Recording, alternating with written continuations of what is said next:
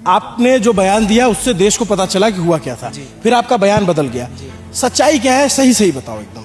उसमें ये था जी कि पुलिस वाले ये बोल रहे थे कि मोनिंदर पुलिस को साथ लेके चलो, पुलिस के खिलाफ मत चलो। ये जो वीडियो बनाने आ रहे हैं 2-4 दिन आएंगे और उसके बाद हमें और तुम्हें यहाँ हमेशा रहना, ध्यान रखना।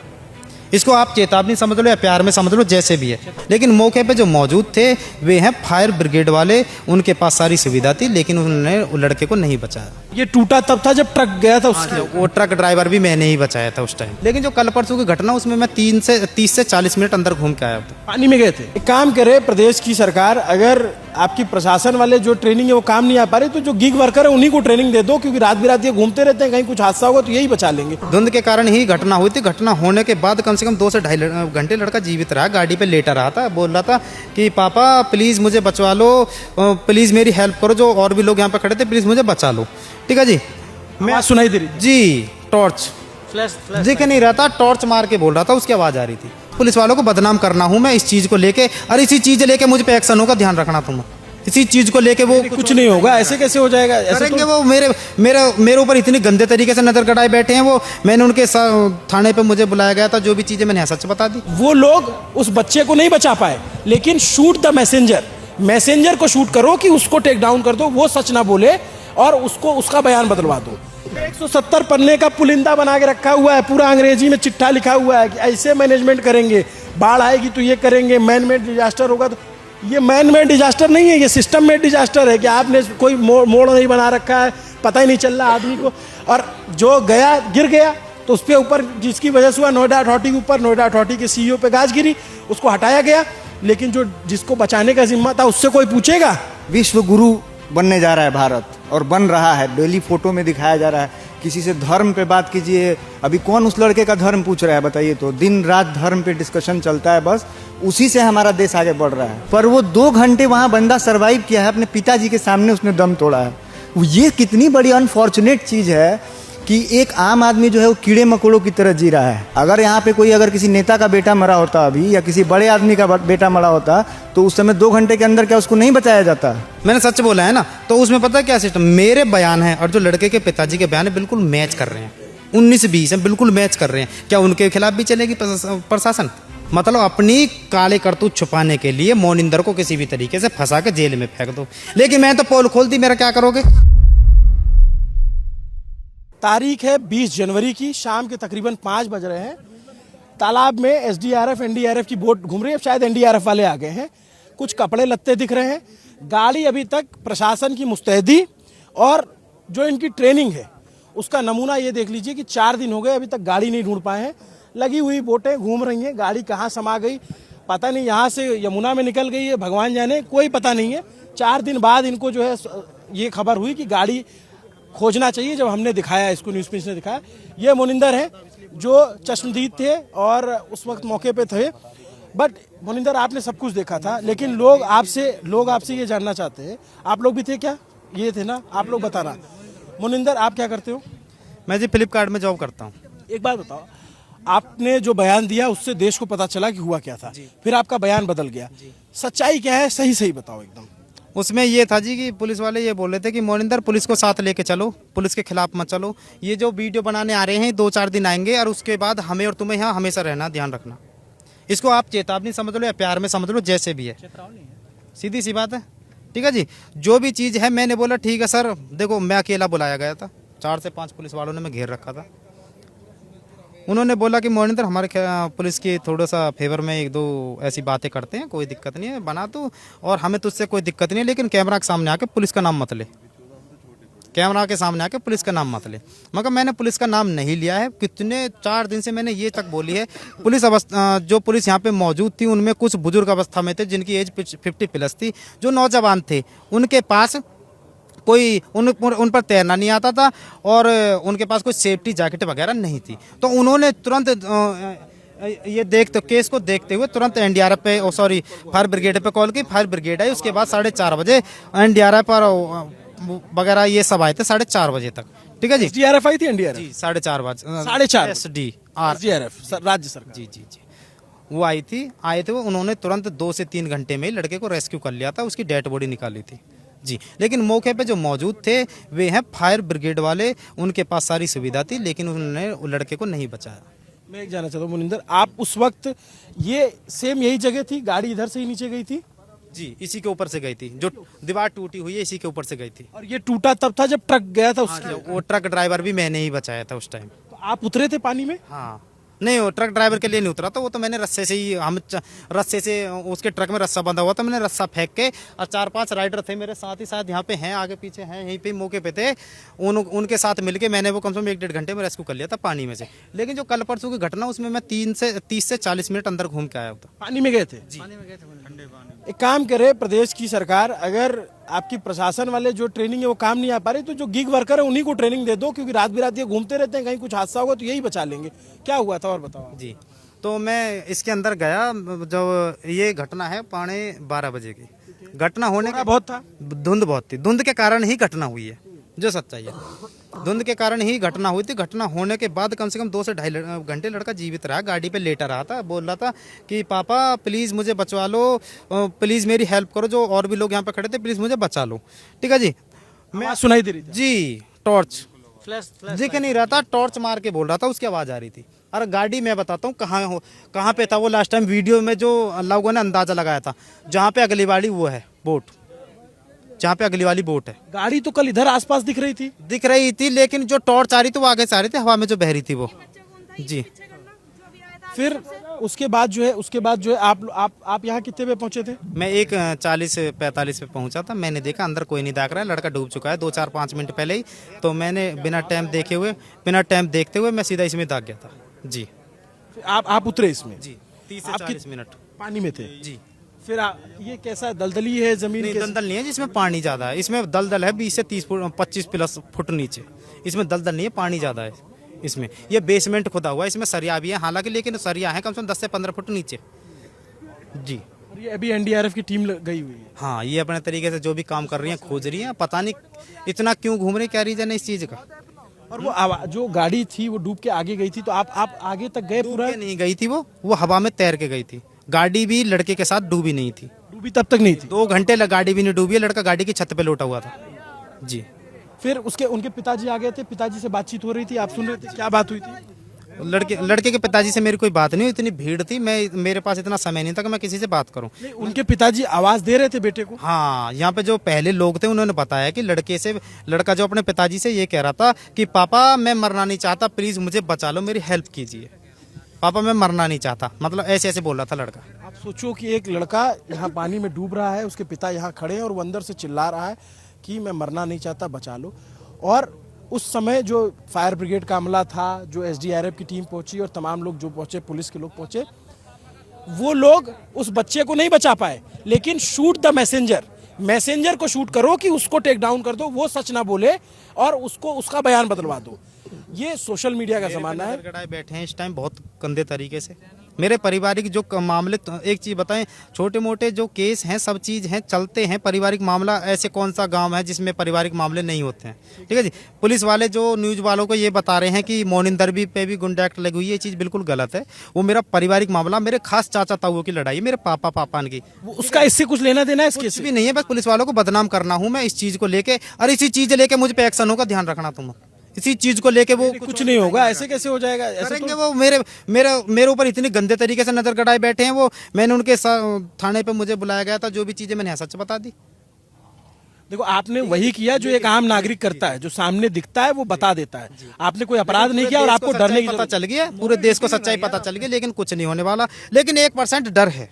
क्या डर है? डर यही है, एक तो जिनके मैं खिलाफ बोला हूँ, जिनके जैसे कि बिल्डर है, जिनके खिलाफ कार्रवाई हुई है, ठीक है जी, बिल्डर के जमीन वाला जो इतना पैसे वाला आदमी है, उसके खिलाफ मैं बोला हूँ, उसके खिलाफ एक्शन भी हो चुका है। शायद मैंने सुनाया न्यूज में कि वो बिल्डर को गिरफ्तार किया गया, अभय नाम है उसका। ठीक है जी, तो ऐसा इंसान क्या नहीं कर सकता मिडिल क्लास बच्चे के गैल, आप समझ सकते हैं। नहीं, आप डरो मत, बल्कि अगर आपको किसी से डर लगता है तो आप शिकायत करो।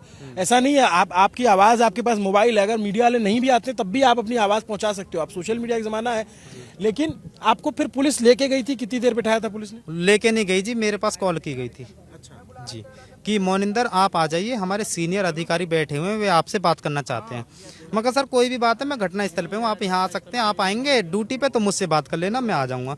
नहीं मोनिंदर आइए ज़रूर, सर बैठे हुए हैं। मगर ठीक है सर, मैं आधा घंटे आया हुआ हूँ, आधे घंटे में आता हूँ। मैं ठीक है, मैं पहुँच गया। पहुँचते ही मुझे कम से कम 4 से 5 पुलिस वालों ने घेर लिया थाने के बाहर ही, कि आप बाहर चलो। मगर ठीक है जी, वहाँ से 100 मीटर दूर ले गए मुझे थाने से दूर ले जाने के बाद बोले मोनिंदर तू पुलिस के खिलाफ क्यों चल रहा है। कमिश्नर मैडम लक्ष्मी सिंह जी, आप इस बयान को बहुत ध्यान से सुनिए जी, आगे जी, वो बोले मोनिंदर तू पुलिस के खिलाफ क्यों चल रहा है, पुलिस वहाँ से मौके पे थी तो तूने ये क्यों नहीं बोला, पुलिस भी मौके पे थी, मुझसे कोशिश कर रही थी वगैरह वगैरह। मगर सर मौके पे थी, लेकिन लड़का क्यों डूब गया फिर, जबकि सुविधा भी थी, फायर ब्रिगेड के पास जैकेट भी थी, नाव भी थी, छोटी रस्सा अच्छा, भी। फायर ब्रिगेड की तो क्रेन दिख भी रही है, फायर ब्रिगेड वाले। सर मैं ये बता रहा हूँ, मुझे कुछ लोग इतना बता रहे थे मेरे आने से पहले, क्रेन का बूम देख रहे हैं आप, इस बूम से भी आगे था उस क्रेन का बूम, जिसमें लोग खड़े होकर टॉर्च मार रहे थे इसमें, और उससे मात्र कोई 20 कदम की दूरी पे, 15 कदम की दूरी पे वो लड़का था इस जोड़ में। एक बात बताओ, गाड़ी ऐसा तो है नहीं कि उड़ के चली गई होगी जहाँ बोट है? नहीं, गाड़ी तो बहते हुए गई होगी, तैर के ही गई होगी, गिरी तो इधर ही होगी जी, यहीं पे गिरी थी, पास में। गाड़ी की ज्यादा स्पीड नहीं थी, जहाँ गाड़ी ज्यादा 50-60 की स्पीड पे थी। जब बहुत से लोग ये बोले ना ओवर स्पीड थी, ऐसा कुछ नहीं है। अगर ओवर स्पीड होती 10 फुट की ऊंचाई से 20 फुट की दूरी पे नहीं गिरती, वो कम से कम 30-40 फुट जाके दूर पड़ती। और एक बात बताओ, जैसे मोनिंदर, अभी ये जो पीछे बैरिकेड लगे हुए हैं, चश्मदीदों ने हमें बताया, यहाँ के जो इधर आसपास के लोग रहने वाले, उन्होंने कहा कि ऐसा कोई बैरिकेड नहीं था, आप आए थे तो था कुछ भी नहीं था जी, बिल्कुल प्लेन, बिल्कुल प्लेन, बिल्कुल प्लेन, किसी को भी नहीं, कोहरे में किसी को नहीं दिखता था कि हाँ रोड है। ये तो सिर्फ अपने ड्यूटी बचाने के लिए, दिखावे के लिए सब चीज़ कर दी गई है। मतलब अगर रात में मैं भी आऊँ, अंधेरा रहे, कोहरा रहे, तो मुझे भी नहीं दिखेगा। आप सीधे से में गिरोगे पानी में, जो सच्चाई है। फुटपाथ भी ऊंची नहीं है, चलो ठीक है बैरिकेड रही, फुटपाथ भी तो ऊंची नहीं है, रोड से ऊंची फुटपाथ भी तो कम से कम टकरा के गाड़ी रुके तो सही, सवारी रुके तो सही। सीधा देखो मौत का घर, अगर इसमें तैराक भी कोई गिर जाए ना वो भी नहीं निकलेगा, इसमें पकड़ने की भी सुविधा नहीं है, आप जाके देख सकते हैं। इस यहाँ पे भी पूरा पानी है जी, नाले में अगर कोई तैरने वाला भी गिर जाए ना, ये पूरी रस्सी लगा दी है, पूरा बैरिकेडिंग कर दिया, क्योंकि सांसद आ रहे हैं, अधिकारी आ रहे हैं, देखने ताकने सब लोग आ रहे हैं। पहले कुछ नहीं था, ये चश्मदीद है, और इन्होंने खुद, जो लड़का अपनी जान की बाजी लगा करके किसी की जान बचाने के लिए कूदा है, उसको प्रेशराइज किया जा रहा है। अरे भैया स्वीकार कर लो, कार्रवाई तो आप पे होनी है, गाज तो आप पे गिरनी है। यदि एनडीआरएफ के पास मात्र 200 मीटर की रस्सी रहती ना, 200 मीटर, तो एक आदमी इधर से जाता, वहाँ पेड़ में रस्सी बांध देता, एक छोर इधर पकड़ के आराम से एक आदमी पकड़ के उठा के ले आता। बहुत आसान है, गांवों के नदियों में सिंगल नाव जैसे या थर्माकोल का बना होता है, एक ही रस्सी से उधर खींच लेता, उधर खींच लेता। बहुत आसान है, मैं डेमो देने को तैयार हूँ, अभी रस्सी मंगा अकेले, बहुत आसान है। 200 मीटर रस्सी नहीं थी इनके पास, और ये सरिया का और उसका बहाना बना रहे हैं। अभी एक बात बताता हूँ, और आपको भी एक आगे की लाइन बताता हूँ। डिस्ट्रिक्ट डिजास्टर मैनेजमेंट एक बॉडी होती है, अगर कोई आपदा आती है तो उसका काम होता है कि उससे वो निपटेगी, उसका नाम है डिस्ट्रिक्ट डिजास्टर मैनेजमेंट। जैसे एनडीआरएफ है नेशनल डिजास्टर मैनेजमेंट, एसडीआरएफ है स्टेट डिजास्टर मैनेजमेंट, वैसे डिस्ट्रिक्ट डिजास्टर मैनेजमेंट होता है, जिसका जो मुख्य अधिकारी होता है, जिसको सब लोग रिपोर्ट करते हैं, जो एसडीआरएफ रिपोर्ट करेगी या तमाम आपदा कर्मी रिपोर्ट करेंगे, वो होता है जिला अधिकारी। जिला अधिकारी कौन है? मेधा रूपम। मेधा रूपम नोएडा की डीएम है, उनसे कोई सवाल नहीं पूछा जा रहा है कि उनकी टीम ने क्या किया, कोई सवाल नहीं पूछा जा रहा है कि उन पर कोई कार्रवाई क्यों नहीं हुई। क्यों? मेधा रूपम का एक परिचय और जान लीजिए, उनके पिताजी ज्ञानेश जी वो मुख्य चुनाव आयुक्त थे, सीईसी हैं। उनकी पोस्टिंग आप उठा के देख लेंगे पूरा हिस्ट्री, तो उनकी पोस्टिंग दिल्ली एनसीआर के आसपास ही रहती है। पता नहीं कौन सी उनके पास अतिरिक्त मेधा है, मेरिट पे ही सबको मिलता है पोस्टिंग, उनके पास कोई अतिरिक्त मेधा है, शायद इस वजह से उनको कभी कासगंज में, कभी हापुड़ में, या नोएडा या ग्रेटर नोएडा के आसपास ही पोस्टिंग मिलती है। आप समझिए 4 दिन बाद वो यहाँ पे आई थी और मीडिया के किसी सवाल का जवाब नहीं दिया, बिना जवाब दिए चली गई, क्योंकि पता है मीडिया वाले कितना भी सवाल पूछे उनका तो कुछ बिगड़ना नहीं है, क्योंकि वो तो मुख्य चुनाव आयुक्त की बेटी है। तो भाई इतने बड़े व्यक्ति की बेटी है, खुद भी डीएम है, डीएम अपने आप में जिले का राजा होता है, तो राजा को कौन छेड़ सकता है। नोएडा अथॉरिटी के जो सीईओ थे उनको हटाया गया तो एक कार्रवाई हुई, लोगों में लगा कि हाँ चलो सरकार कुछ कर रही है, लेकिन जिसकी वजह से हादसा हुआ उसको हटा दिया गया, लेकिन जिसकी वजह से नहीं बचाया गया उस पर कोई बात नहीं हो रही है, कोई सवाल नहीं पूछा जा रहा। यहीं पे खड़े हैं सब, वो अभी भी यहीं पे खड़े हुए हैं जितने भी हैं। मैं अपने आसपास देख रहा हूँ, बहुत सारे सादी वर्दी में भी पुलिस वाले हैं, वो भी सुन रहे होंगे, और सुने, अच्छी बात है। मैं कोई गलत बात नहीं कह रहा हूँ, या ये कोई गलत बात नहीं कह रहे हैं, ठीक है, हम लोग अपने देश के नागरिक की एक जान गई है, उस जान की कीमत पे सवाल पूछ रहे हैं और सवाल को हम पूछते रहेंगे।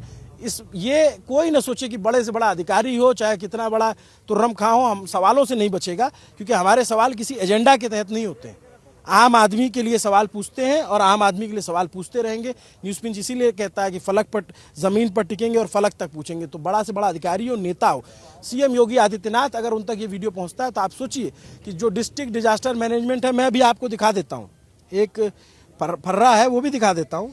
ये आम नागरिक जो आसपास मेरे खड़े हैं, ये सुन रहे हैं, ये भी देख लें, और जो दर्शक हमारे कैमरे के उस पार हैं वो भी देख लें। मैं एक चीज़ डाउनलोड करके दिखाता हूँ। ये है, देखिए, district disaster management plan for Gautam Buddha Nagar district. ये 170 पन्ने का पीडीएफ है और इसमें सारा प्लान बनाया गया है कि कैसे कैसे जो है वार्निंग दी जाएगी, सर्च किया जाएगा, रेस्क्यू किया जाएगा, एवोकेशन किया जाएगा। ये 170 पन्नों का प्लान हमारे देश के पढ़े लिखे अधिकारियों ने बनाया होगा और ये पीडीएफ किसी वेबसाइट पे अपलोड है, हमने फ़ोन पे डाउनलोड कर लिया, देख लें, पढ़ लें। बाकी ज़मीन पे क्या होता है वो ये मुनिंदर जो है वो बता रहे हैं कि इनके पास एक प्लान नहीं था कि एक बंदा डूब रहा था उसको बचा सकें। ये इन्हीं की सरकारी कागज़ है।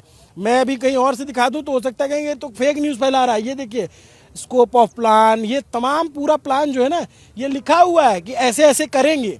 भैया सबका आप लोग को पता है ये प्लान होता है इस तरीके से, है पता होता है? ये 170 पन्ने का प्लान है। नहीं, इस बारे में कोई जानकारी नहीं होती है हमें, बस हमको बस देखना पड़ता है क्या है। 170 पन्ने का पुलिंदा बना के रखा हुआ है, पूरा अंग्रेजी में चिट्ठा लिखा हुआ है कि ऐसे मैनेजमेंट करेंगे, बाढ़ आएगी तो ये करेंगे, मैन मेड डिजास्टर होगा तो। ये मैन मेड डिजास्टर नहीं है, ये सिस्टम मेड डिजास्टर है कि आपने कोई मोड़ नहीं बना रखा है, पता ही नहीं चल रहा आदमी को, और जो गया गिर गया तो उसके ऊपर जिसकी वजह से हुआ, नोएडा अथॉरिटी के ऊपर, नोएडा अथॉरिटी के सीईओ पे गाज गिरी, उसको हटाया गया। लेकिन जो जिसको बचाने का जिम्मा था उससे कोई पूछेगा कि डीएम साहिबा आपने, आपकी टीम ने कोई कार्रवाई क्यों नहीं की? और ये जो 170 पन्ने का पुलिंदा बना है, इसका क्या करें? इसका क्या करें बताइए? इसको प्रिंट आउट करके इसकी जो है सब जगह पोस्टर चिपकवा दे, करें क्या इसका? ये क्यों बना रखा है ये सारा प्लान? ये जो डिजास्टर मैनेजमेंट प्लान है आपका, ये इसी दिन के लिए है ना कि कोई गिरे पड़े, कोई आपदा है तो बचाया जा सके। है वीआईपी के लिए है वो। इसमें एक प्लान में ये भी है, वीआईपी का स्वागत करेंगे। मैं आप पढ़ोगे इसमें एक ये भी है। एक चीज बता रहा हूँ, इस समय कोई किसी नेता का अगर आप देख लीजिए कि कोई भाषण हो या अरेंजमेंट हो, सारी जो ये प्रशासन है उसके सेवा में लग जाती है कि भाई कोई दिक्कत नहीं होनी चाहिए। भाई अगर बताऊं, एक बात बताऊं, है विश्व गुरु बनने जा रहा है भारत, और बन रहा है। डेली फोटो में दिखाया जा रहा है। किसी से धर्म पे बात कीजिए, अभी कौन उस लड़के का धर्म पूछ रहा है बताइए तो? दिन रात धर्म पे डिस्कशन चलता है, बस उसी से हमारा देश आगे बढ़ रहा है। मरा है जो हिंदू ही है, हिंदू राष्ट्र बनाने वाले आगे नहीं आएंगे। 2 घंटा सर्वाइवल के बाद, मैं यहीं रहता हूँ इस सोसाइटी में, 2 घंटे के सर्वाइवल के बाद अगर कोई यहाँ पे डेथ कर जा रहा है तो उसमें किसकी रिस्पॉन्स, वो गिरा किस वजह से गिरा, ऑथोरिटी का काम है, वो सब ठीक बात है, पर वो 2 घंटे वहाँ बंदा सर्वाइव किया है, अपने पिताजी के सामने उसने दम तोड़ा है। ये कितनी बड़ी अनफॉर्चुनेट चीज़ है कि एक आम आदमी जो है वो कीड़े मकोड़ों की तरह जी रहा है। हम लोग टैक्स पे कर रहे हैं, we are paying a lot of taxes and we are not getting a basic necessity. तो ये चीज़ जो है उस पर बात करने वाले बहुत कम लोग हैं, आपको लोग भी कम मिलेंगे। इसी वजह से जो लोग पूछते नहीं हैं सवाल, उसी से आप देख लो, हर तरीके से आप उठा के देख लो कि जहाँ पे भी कोई भव्य आयोजन किया जाता है वहाँ बहुत सारे लोग रहते हैं। आधे लोगों की, पुलिस वालों की और सबकी ड्यूटी वहीं लगी रहती हैं। अगर यहाँ पे कोई, अगर किसी नेता का बेटा मरा होता अभी, या किसी बड़े आदमी का बेटा मरा होता, तो उस समय 2 घंटे के अंदर क्या उसको नहीं बचाया जाता?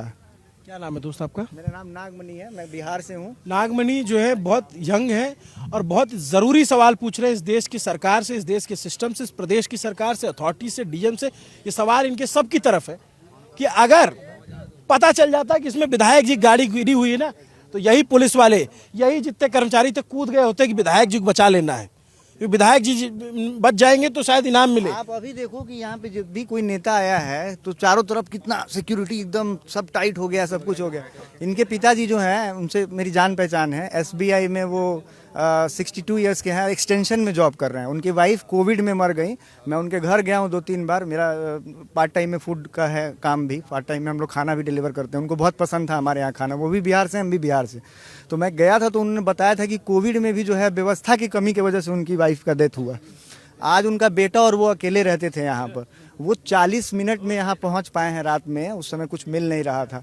और बहुत ही नेक इंसान हैं, और उनका लड़का जो है उनके सामने गया है, ये बहुत ही ज़्यादा दुख की बात है किसी के लिए भी। तो हम लोग, मैं यहाँ सामने रहता हूँ अभी सोसाइटी में, और जब हम लोग यहाँ सुबह पहुँचे हैं तब हमें पता चला है कि उसको 3 घंटे उसने सर्वाइवल किया है यहाँ पे। तो ये बहुत ज़्यादा अनफॉर्चुनेट बात है कि अगर वो गिर के सीधा उसका डेथ हो गया रहता तो चलो ठीक है, अथॉरिटी और ये सारी चीज़ें होती हैं वहाँ। मोनिंदर ये चश्मदीदे बता रहे हैं कि वो उसकी आवाज आ रही थी, वो कह रहा था पापा प्लीज मुझे बचा लो। यहाँ से पापा आश्वासन दे रहे हैं कि बेटा लोग आ गए, बचा लेंगे। उसकी वीडियोस भी हैं 2-3 जिसमें वो है, उसमें वो बोल रहे हैं कि बेटा तुम थोड़ा देर और इंतजार करो, एक और गाड़ी के लिए फ़ोन किए हुए हैं। तो ये बहुत ही ज़्यादा अनफॉर्चुनेट है कि एक ऐसा नहीं है कि मतलब जो भी चीज़ है कि मैंने ही पुलिस के खिलाफ कोई बयान दिया है। मेरे भाई तुमने पुलिस के खिलाफ बयान नहीं दिया है, तुमने आम आदमी के पक्ष में बयान दिया सच बोला है ना, मैंने सच बोला है ना। तो उसमें पता है क्या सिस्टम, मेरे बयान है और जो लड़के के पिताजी के बयान है बिल्कुल मैच कर रहे हैं, 19-20 हैं, बिल्कुल मैच कर रहे हैं। क्या उनके खिलाफ भी चलेगी प्रशासन? नहीं, चिंता मत करो आप, इस मामले में निश्चिंत रहो। आपके साथ मीडिया खड़ा हुआ है, सारे देश के लोग खड़े हुए हैं। सच बोलने में नहीं डरना चाहिए। कोई जो है आपका कोई एजेंडा तो है नहीं कि आप जो है पुलिस के खिलाफ कोई चला रहे हो, ये ठीक है। पुलिस वाले अपना काम कर रहे हैं, उनको अपना बचाना होता है कि हमारी नौकरी बची रहे, हम सस्पेंड ना हो।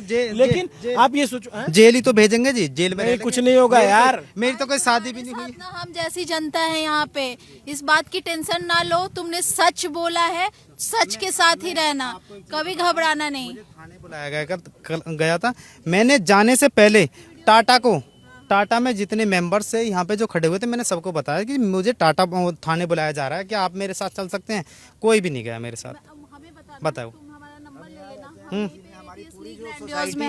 ATS लीग ग्रैंडियोज में है और हम भी उनको बहुत अच्छे से उनकी फैमिली को जानते हैं। जबकि टाटा वाले मुझे वहीं पे मिले थे, वो मुझसे एक बार भी नहीं बोला कि तुम चलो वहाँ पे, हम चलते हैं तुम्हारे साथ। वो और मैं गया तो वहीं पे मुझसे 10 मिनट बाद भी पहुँच गए थे। चीज़ है ना, मैं आपको बता रहा हूँ, लोगों को अगर आप बता दोगे कि धर्म और जाति की बात है तो उस पर लोग बहुत बात करने लगे। रैली निकल जाएगी भाई मेरे, बाइक रैली, गाड़ी रैली, आज ये हो रहा है, आज वो हो रहा है। बट देखा है वो सच है, और उनके पिताजी भी जो देखा है, उनके तो बच्चे हैं, वो तो वही बोलेंगे जो उनके साथ हुआ है। तो आप वही बोल रहे हो जो उनके साथ बीता है, आप डरो मत। आप कुछ ऐसी बातें कही, मेरी पारिवारिक बात न्यूज वालों से कही, पुलिस वालों ने, मतलब अपनी काले करतूत छुपाने के लिए मोनिंदर को किसी भी तरीके से फंसा के जेल में फेंक दो। लेकिन मैं तो पोल खोल दी, मेरा क्या करोगे? जेल से ज्यादा तो कुछ नहीं होना। पूरा देश ने देखा है मैंने क्या किया, पूरे देश ने। करना है ना सर, वो जायज है, बिल्कुल जायज वो है। सिस्टम है ना आज के डेट में, जो ये डर रहे हैं उस हिसाब से आप देखो। अभी सीओ सस्पेंड हुए हैं ना, ये इतना प्रेशर बना है, इस वजह से हुआ सस्पेंड। अभी यहाँ से गाड़ी निकल जाएगी, कल से यहाँ कोई नहीं दिखेगा, कोई नहीं दिखेगा, सच बात है। कोई नहीं दिखेगा, और ना कोई पूछने जाएगा। बिल्कुल सही बात है। Cost of a life. भाई मेरे, मैं ये कह रहा हूँ, ये तो नोएडा है, तो यहाँ इतनी भीड़ दिख रही है। अगर ये बलिया होता, आरा होता, कोई दूर का जिला होता तो वहाँ भी नहीं। तो हम लोग तो कभी देखे भी नहीं है वो चीज़। और मैं यही बोल रहा हूँ कि वो बंदा जब वहाँ पे गिर गया और कोई अथॉरिटी उस टाइम में नहीं थी, ये वहाँ पे खड़े थे, ये पानी में कूदे भी हैं, कोशिश भी करी है, इन्होंने बोला भी है, तो ये यहाँ पे एविडेंट है। और जब आप कोई अरेंजमेंट नहीं कर पाओगे तो आप अपनी फेलियर को ऐसे ही छिपाओगे। तो जो हम लोग जैसे लोग हैं, जो वोट करते हैं, जो टैक्स देते हैं, एक लड़का मर गया है, अगर इसके डेथ के हो जाने के बाद से ये सारी चीज़ें यहाँ पे लग गई हैं, ये बैरिकेटिंग हो गई है, सब कुछ हो गया, तो अब आप समझ लो कि जब तक कोई इंसान मरेगा नहीं ना, तब तक कोई पब्लिक कुछ जागेगा नहीं। ठीक बात, बिल्कुल ठीक बात। जिस टाइम ये ट्रक गिरा था यहाँ से, वो ये बैरिकेडेड वगैरह क्यों नहीं लगे थे, मैं इसकी सच्चाई बताऊंगा, क्योंकि वो ड्राइवर मरा नहीं था। बिल्कुल बिल्कुल सच्चाई है कि कोई चीज बदलने के लिए अब आदमी को मरना पड़े। वो भी मैंने ही बचाया था, मौके पे मैं ही था। एरिया का आप देखिएगा विकास हो जाएगा। युवराज जो लड़का है ठीक है, आगे चल के लोग भूल जाएंगे धीरे धीरे, लेकिन हम लोग यहाँ रह रहे हैं। ये बताओ कि ग्रेटर नोएडा में गौर सिटी के पास में एक लड़के की किया गाड़ी को लूट करके उसको मार दिया गया था। नाम पता है किसी को? आज उस समय बहुत मुद्दा बना था, गौर सिटी में बड़ा हंगामा हुआ था कि ये सिक्योरिटी इशू है, सेफ्टी इशू है। आज कोई नाम नहीं जानता। बोला तो हम आप जो बोल रहे हैं बिल्कुल सही कह रहे हैं। हम लोग कीड़े मकोड़े की तरह जी रहे हैं, टैक्स दे रहे हैं। अगर आप एक ट्रैफिक सिग्नल जंप कर जाओ तुरंत चालान हो जाता है। ठीक है, आप यही नोएडा अथॉरिटी, आप सेक्टर 18 में कहीं इधर उधर पार्क लगा के देखो, गाड़ी लगाइए, गाड़ी का फोटो खींच के चालान हो जाता है। तो जब हम आम आदमी होके हम सब कुछ कर रहे हैं, हम जहाँ गलत कर रहे हैं वहाँ ये भर रहे हैं, चालान भर रहे हैं, सब कुछ कर रहे हैं, तो हमें बेसिक फैसिलिटी भी तो मिलनी चाहिए ना। इसी की तो बात है, और इसके लिए लोगों को भी जागरूक होना पड़ेगा।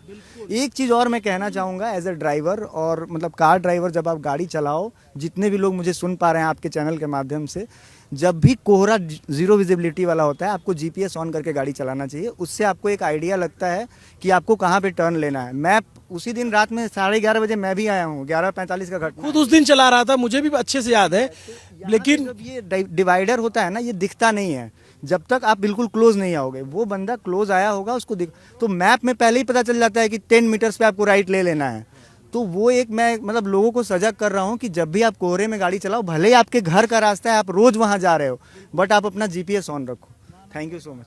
ये यहाँ पे लोगों की बातचीत सुनी आपने, और आपको सच्चाई पता चल रही होगी। इस मसले पे हमारी लगातार रिपोर्टिंग जारी रहेगी जब ये गाड़ी जब तक नहीं मिल जाती, जब तक जवाब दे जो लोग हैं उन पे कार्रवाइयाँ नहीं हो जाती। नमस्ते, अभिनव पांडे नाम है मेरा। ये मोनिंदर थे जो चश्मदीद है, और यहाँ के लोकल लोगों ने पूरी बात रखी। कमेंट करके जरूर बताइए। मोनिंदर भाई से रिलेटेड एक और बात रखूंगा मैं। जब हमको बदनाम कर दिया गया है, मोनिंदर को बदनाम कर दिया गया है कि इस पे तो केस चल रहे हैं। एक केस था पारिवारिक हमारे ही ताऊ का लड़के का, ठीक है, उसको एक फाइल को 3 फाइल बना दिया गया। किसके दम पर वो तो थाना जाने या कोई और जाने, लेकिन छोड़ो ना यार, वो तो इसमें उसी मसला के रिलेटेड बताऊंगा ना मैं, उसी के रिलेटेड बताऊंगा। पुलिस ने अगर हमारी छवि खराब करने के लिए ये चीज और मीडियाज को बताई है कि इनसे पूछो, तो इसका जिम्मेदार भी होना चाहिए। पारिवारिक माहौल है, क्रॉस फाइल होती है, वो आज तक क्यों नहीं हुई? वो आपका पारिवारिक मसला है। 3 फाइलें हमारी बताऊंगा। यूं ही पड़ी हैं, आज तक हमारा कुछ भी नहीं हो पाया। अपना स्टेटस बताते हैं हम। इंटरनेशनल पहलवान है, देखो इसके कान टूटे हुए हैं, पुलिस ने इतने बदनाम किए हम। मैं भी पारिवारिक के लगा केस, उन्होंने हमें बदनाम कर दिया 2018 में। ठीक है जी, मेरे बड़े भाई यूपीएससी की तैयारी कर रहे हैं या टाटा में रहते हैं, ठीक है जी, उनसे बड़ा भाई मेरा होटल मैनेजमेंट है, लेकिन पुलिस ने एक धोरो से रगड़ा, सबको ऐसी छवि कर दी पुलिस वाले। जब कर गुंडा एक्ट, इंटरनेशनल पहलवान, इतना तगड़ा स्वागत हुआ था। इस बार मेरा जिस टाइम हम आए थे 2018 में जीत कर, उसके बाद हमारी छवि मेडल है मेरे पास में। कोई बात नहीं, ये इसके लिए आप चिंता मत करो, हम लोग हैं, हमारा नंबर आप ले लेना। आपको कोई इस तरीके की परेशानी आती है तो जरूर बताना। ये जो सच्चाई, आप जब तक जागरूक नहीं होंगे, मतलब मैं तो बार बार ये कहता हूँ भाई, मेरे मिडिल क्लास के लोगों को अपने अधिकार खुद समझने होंगे। तुमको 5 किलो राशन भी नहीं मिलता है, ठीक है। नमस्ते, अभिनव पांडे नाम है मेरा। देखते रहे न्यूज पिंच। कैमरे के पीछे मेरे साथी तौफीक है, शुक्रिया।